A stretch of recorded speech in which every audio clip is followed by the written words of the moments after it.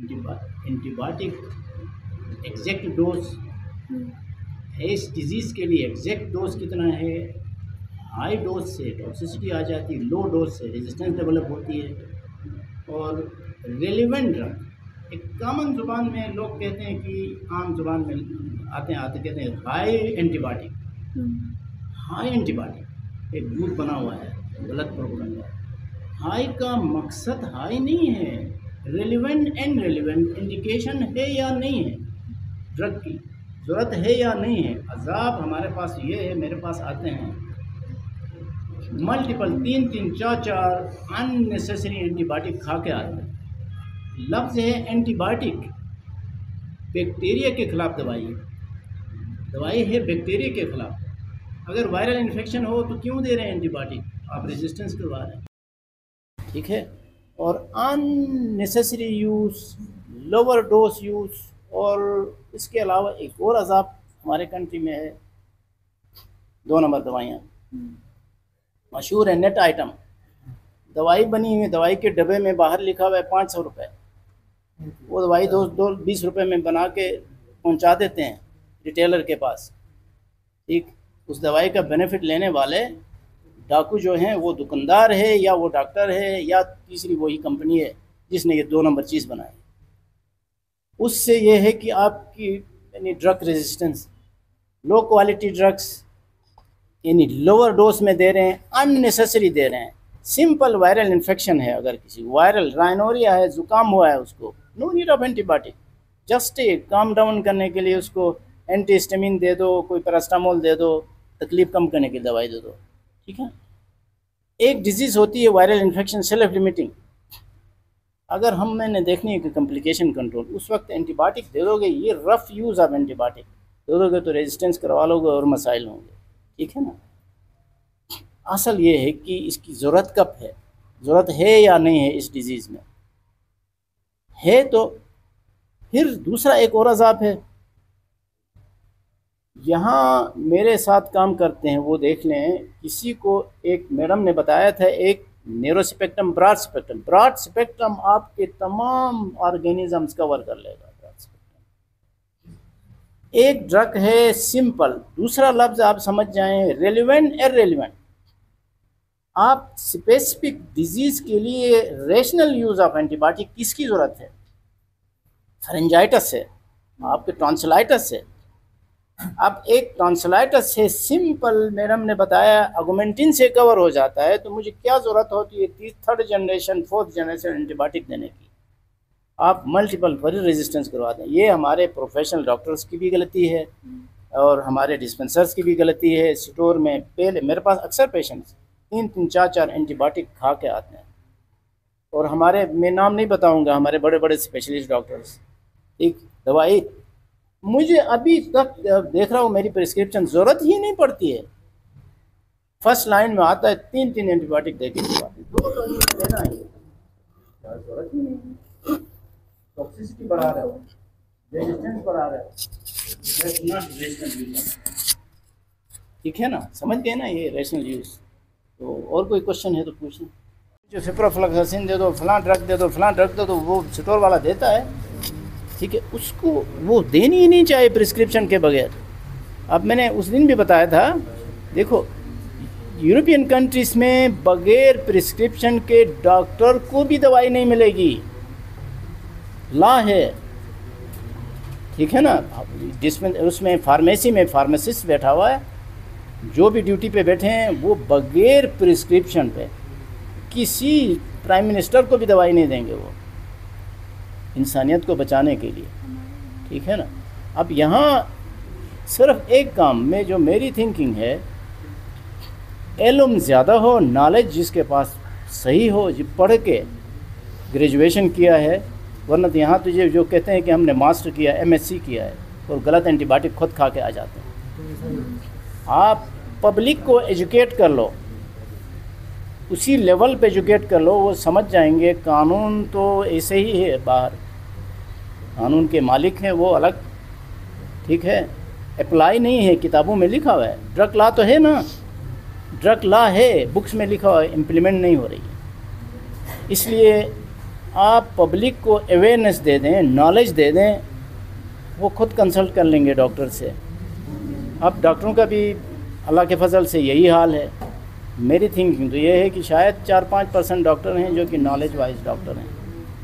मसाइल हैं, इसलिए नॉलेज देना, अवेयरनेस देना, ताकि सिर्फ एंटीबायोटिक नहीं है, और भी ड्रग्स हैं जो गलत दवाइयाँ खा के आते हैं, इन्हें सेट लेते हैं। यानी दर्द की दवाइयाँ, कई दर्जनों तो मैंने यहाँ डायग्नोस किए हैं, दवाइयाँ खा खा के रीनल फेलियर, गुर्दे काम नहीं कर रहे हैं, उसके बाद गलत दवाइयाँ खा के फालिज के अटैक के साथ, हार्ट अटैक के साथ आते हैं। ठीक है ना, क्योंकि वो बग़ैर प्रिस्क्रिप्शन के मिलनी नहीं चाहिए। अब स्टोर में मिल रही है, खुद लेके खाते हैं और देते भी हैं। मसाइल ने सिर्फ नॉलेज दे दें, अवेयरनेस दे दें। आप खुद नॉलेज गेन कर लो, पब्लिक को अवेयरनेस दे दो जितना दे सकते हो, ये बेहतर है। मरीज़ को एजुकेट करके भिजवा दो कि आपने मिस नहीं करनी, समझा दें एंटीबायोटिक मिस नहीं करनी। ठीक है, अब ट्यूबरकुलोसिस की ड्रग की बात कर रहा हूँ, अगर मिस करते हैं तो फिर ये है कि रेजिस्टेंस डेवलप हो जाती है, फिर महंगी ड्रग देने की ज़रूरत हो जाती है। फिर लॉन्ग टर्म 6 मंथ्स कोर्स की बजाय 9 महीने, साल, 2-2 साल तक, फिर वो कोई कॉस्ट ट्रीटमेंट है। इसलिए पहले अव्वल तो फर्स्ट इंडिकेशन है या नहीं है एंटीबायोटिक, वंस कंफर्म हो गया इंडिकेशन है तो डोज सफिशिएंट दे दें। 1-2 नंबर दवाई नहीं खाएं, लो क्वालिटी की दवाई नहीं खाएं, उससे भी रेजिस्टेंस हो जाएगा, मरीज़ भी ठीक नहीं होगा। ठीक है ना, ये बहुत ज़रूरी है। राइट टाइम पे मिलना चाहिए, राइट डोज राइट टाइम पे, सफिशिएंट डोज। ठीक है, सफिशिएंट डोज, कम डोज भी नहीं, सफिशिएंट डोज हो, वेट के मुताबिक, एज के मुताबिक, और टाइमिंग।